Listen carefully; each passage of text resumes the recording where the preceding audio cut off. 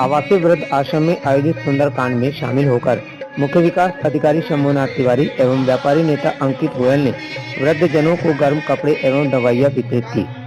गाड़ीवाला चौक के निकट करनाल रोड पर स्थित आवासीय वृद्ध आश्रम में सोमवार 2 जनवरी को अपराह्न में सुंदरकांड का आयोजन हुआ, जिसमें कस्बे के वरिष्ठ पत्रकार सुलेखचंद वर्मा सपत्नी यजमान रहे। सुंदरकांड का पाठ पंडित सुरेश पटियाल ने अपनी टीम के साथ बहुत सुंदर ढंग से किया। मुख्य विकास अधिकारी, खंड विकास अधिकारी, व्यापार मंडल के प्रदेश उपाध्यक्ष अंकित गोयल आदि यहां उपस्थित रहे एवं हनुमान चालीसा का पाठ कर महाआरती में भाग लिया। सुंदरकांड के बाद वृद्ध आश्रम परिसर में आयोजित एक कार्यक्रम में कंबल, गर्म वस्त्रों के अलावा फलों का भी वितरण किया गया। कार्यक्रम का आयोजन कस्बा निवासी पत्रकार द्वारा अपनी पोती के जन्मदिवस पर एवं किन्नर रीना ने वृद्धजनों की सेवार्थ कंबल वितरण करने को लेकर संयुक्त रूप से किया था। कार्यक्रम का संचालन अवकाश प्राप्त प्रधानाध्यापक चौधरी राजवीर सिंह ने और अध्यक्षता गांव सामने शामला के पूर्व प्रधान उग्र सिंह चौहान ने की। बतौर मुख्य अतिथि शामिल हुए उद्योगपति व्यापारी नेता अंकित गोयल ने जिले के आला अधिकारी, डीएम और सीडीओ के कुशल नेतृत्व की सराहना करते हुए जनपद में बेहतर विकास कार्य होना बताया। गोयल ने कार्यक्रम के आयोजकों को धन्यवाद करते हुए मुख्य विकास अधिकारी के भक्ति एवं मिलनसारिता की भी सराहना की। मुख्य विकास अधिकारी शंभुनाथ तिवारी ने वृद्ध जनों की सेवा को पुण्य कार्य बताया और आज के कार्यक्रम के लिए पत्रकार की पोती के जन्म दिवस पर वृद्ध जनों की सेवा के इस निर्णय का स्वागत किया और पोती को आशीर्वाद भी दिया। तिवारी ने किन्नर रीना द्वारा भी वृद्ध जनों की सेवा करने पर बहुत बहुत बधाई दी। कार्यक्रम को संबोधित करते हुए अतिथि डॉक्टर नीलम शुक्ला ने घोषणा की कि मैं प्रत्येक माह वृद्ध जनों के बीच उपस्थित होने का प्रयास करूंगी। अपने संदेश में डॉक्टर शुक्ला ने कहा कि वृद्ध जनों को अपनी जिंदगी खुलकर जिंदा दिली के साथ जीनी चाहिए। श्रीमती शुक्ला ने कहा, वृद्ध जनों का यह सोचना गलत है कि अब हमारी तो कट गई, हमें क्या करना। कार्यक्रम के दौरान शामली से पधारी डॉक्टर नीलम शुक्ला भी वृद्ध जनों की सेवार्थ गर्म कपड़े एवं दवाइयां वितरण करने पहुंची थी, जो बतौर अतिथि उपस्थित हुई। खंड विकास अधिकारी प्रवीण कुमार, पत्रकार प्रेमचंद वर्मा एवं सभा के अध्यक्ष चौहान आदि ने भी अपने विचारों को रखा और कार्यक्रम को प्रेरणादायक बताया। दरअसल दिसंबर माह में जिलाधिकारी जसजीत कौर ने आश्रम में पहुंचकर वृद्ध जनों को गर्म वस्त्र भेंट करने के दौरान यहां धार्मिक कार्यक्रम का आयोजन करने की भी इच्छा जताई थी। परिणाम स्वरूप मुख्य विकास अधिकारी के प्रयास से सोमवार को पौष माह की एकादशी पर सुंदरकांड का आयोजन रखा गया था। साथ ही कस्बा निवासी समाज सेवियों द्वारा वृद्ध जनों को कंबल वितरण करने का भी कार्यक्रम रखा गया था। कार्यक्रम के दौरान मुख्य विकास अधिकारी तिवारी ने एवं व्यापारी नेता अंकित गोयल, डॉक्टर नीलम शुक्ला, खंड विकास अधिकारी प्रवीण कुमार, वृद्ध आश्रम की वार्डन लक्ष्मी गुप्ता को बुके देकर एवं शाल ओढ़ाकर सम्मानित किया गया। मंचासीन सभी अतिथियों को बुके देकर सम्मानित किया गया। वक्ताओं ने अपनी ओजस्वी वाणी से क्या कहा, आइए सुनते हैं झिंझाना से पत्रकार प्रेमचंद वर्मा के साथ उनकी मधुर वाणी में। एक चांदी का सिक्का प्रदान किया है वो रीना जी। एक सिक्का वीडियो साहब को भी दे रहे हैं। आज की इस सभा के मुख्य अतिथि माननीय सीडीओ साहब न गिला करते हैं, न शिकवा करते हैं, न गिला करते हैं, खुश रहो तुम सलामत, यही दुआ करते हैं।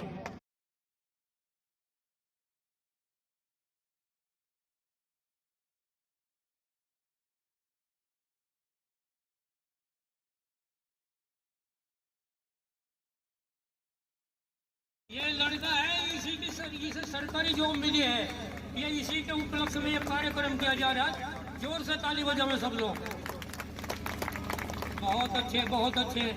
उठाकर सीडीओ साहब को सम्मानित कर रहे हैं, भाई जोर से तालियां बजाओ।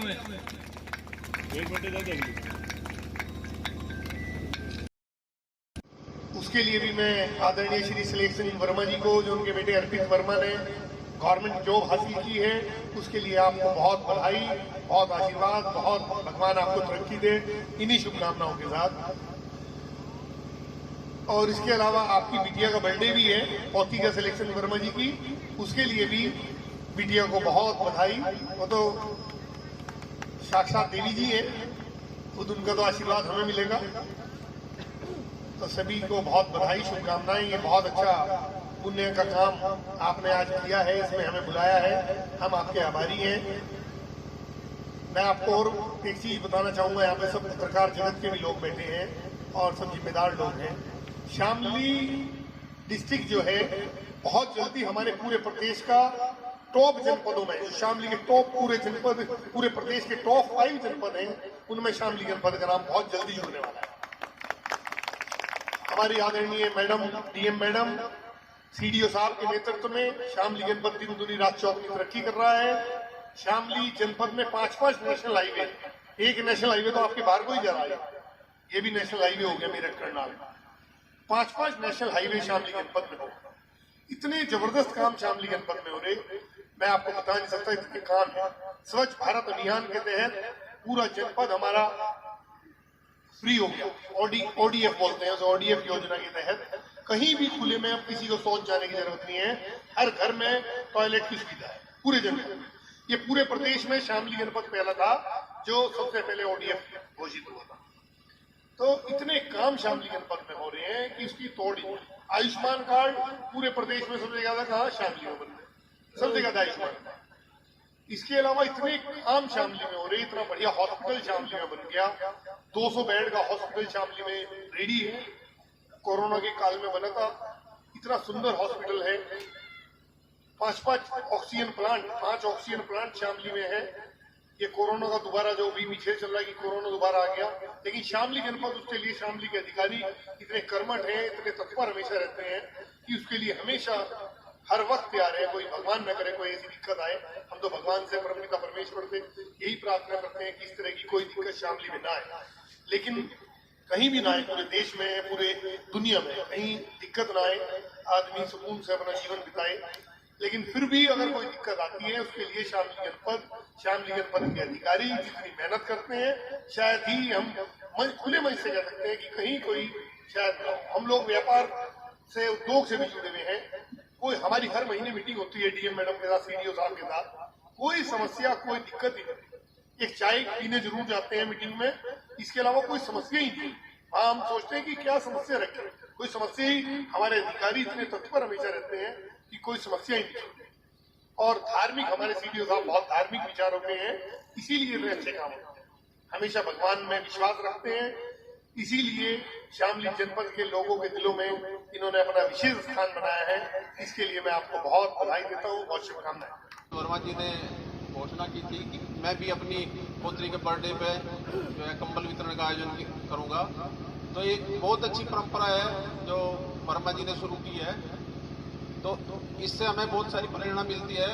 और जो है मैं सब इसके बाद में सभी वृद्धजनों को जो यहाँ, एक्चुअली मेरे को ना स्पीच बहुत अच्छे से देनी नहीं आती, बस मैं अपने भाव, मन के भाव आपके सामने कुछ प्रकट करना चाहती हूँ कि मैंने कल 1 तारीख में, आज मैं नहीं आ पाई क्योंकि मैं शाकंभरी देवी गई थी, और मैंने कल ही डिसाइड किया था कि वृद्ध आश्रम में आके हर महीने की 1 तारीख को मुझे कुछ करना है आप लोगों के साथ, चाहे भले ही मैं बैठ के आपसे गपशप करके चली जाऊँ। तो 1 तारीख को मैं हमेशा आऊँगी आपके पास और आपसे अपनी मन की बात, आपके मन की बात शेयर करेंगे, जो आपको किसी चीज़ मैं पेशेंट से डॉक्टर हूँ, तो चाहूँगी कि अगर किसी को कोई भी मेरे प्रॉब्लम हो, कुछ हो, तो मैं आपके लिए कुछ थोड़ा सा भी कर पाई तो मैं अपने आप को भाग्यशाली समझूंगी। और मैं तो अपने आप ही इनवाइट हो गई यहाँ पर मुझे नहीं पता था कि यहाँ पे इतना अच्छा प्रोग्राम चल रहा है, वरना हम लोग रहते। और आज तो मतलब दिल को बड़ी खुशी हो रही है कि कुछ अच्छा करने निकलो तो अच्छा अपने आप होता चला जाता है।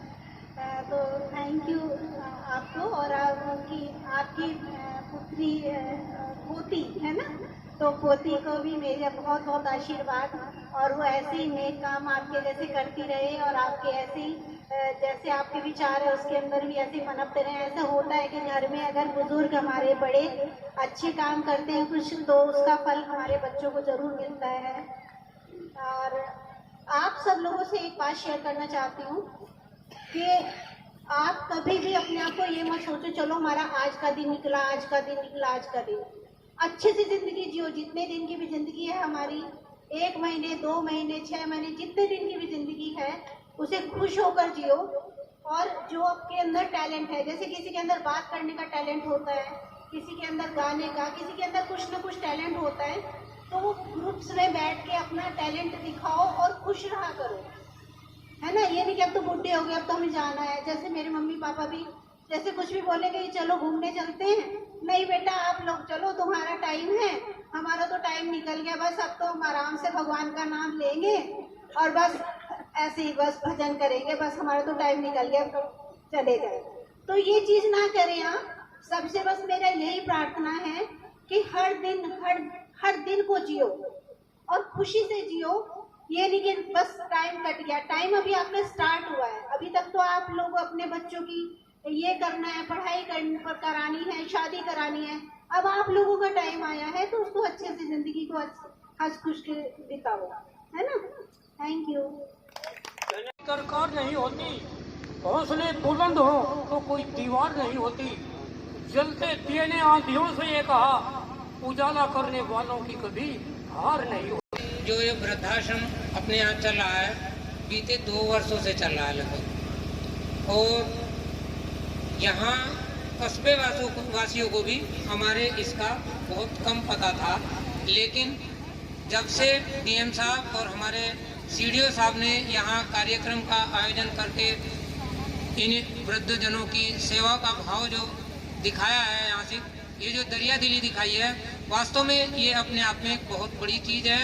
और अब कस्बावासी हर आदमी प्रेरित है कि हमारे झिंझाना में वृद्धाश्रम है भाई, और आश्चर्यचकित होकर उसके मन में एक भाव रहता है कि मैं भी वृद्धजनों के लिए कुछ कर सकूं।